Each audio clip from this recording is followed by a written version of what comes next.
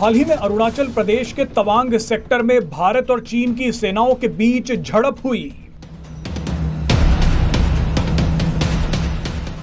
इससे पहले 15 जून 2020 को लद्दाख की गलवान घाटी में दोनों देशों के सैनिक आपस में भिड़ गए थे।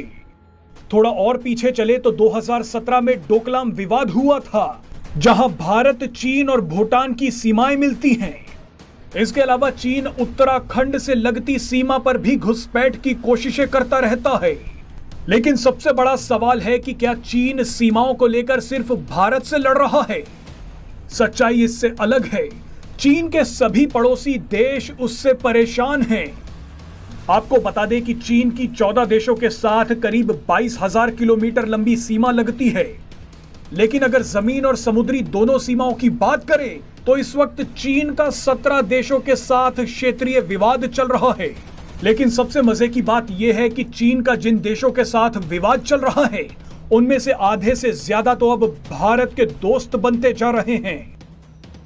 भारत अपने दुश्मन के दुश्मनों से दोस्ती बढ़ा रहा है और भारत इसमें कामयाब भी हो रहा है।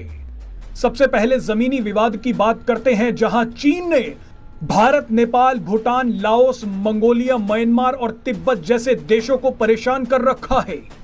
वहीं अगर समुद्री सीमाओं की बात करें तो चीन का विवाद Taiwan, Philippines, Indonesia, Vietnam, Malaysia, Japan, south Korea, north Korea, Singapore और ब्रुनेई के साथ चल रहा है। भारत ने अब इन्हीं देशों के साथ राजनीतिक, कूटनीतिक और रणनीतिक रिश्ते बनाने शुरू कर दिए हैं। समुद्र में चीन की आक्रामकता से परेशान फिलीपींस, इंडोनेशिया, मलेशिया, सिंगापुर और वियतनाम जैसे देश भारत से ब्रह्मोस मिसाइल और तेजस लड़ाकू विमानों की डील या तो कर चुके हैं या करने वाले हैं। भारत ने यहां अपनी वेपन डिप्लोमेसी का जबरदस्त प्रयोग किया है, जिसके तहत भारत चीन से परेशान उसके पड़ोसी देशों को हथियार देकर मजबूत कर रहा है। चीन का समुद्री विवाद जापान से भी चल रहा है और जापान भारत के साथ क्वाड समूह में शामिल है। चीन के साथ जमीनी विवाद झेल रहे भूटान में भारत ने मजबूत पकड़ बना ली है। मंगोलिया भी चीन से परेशान है।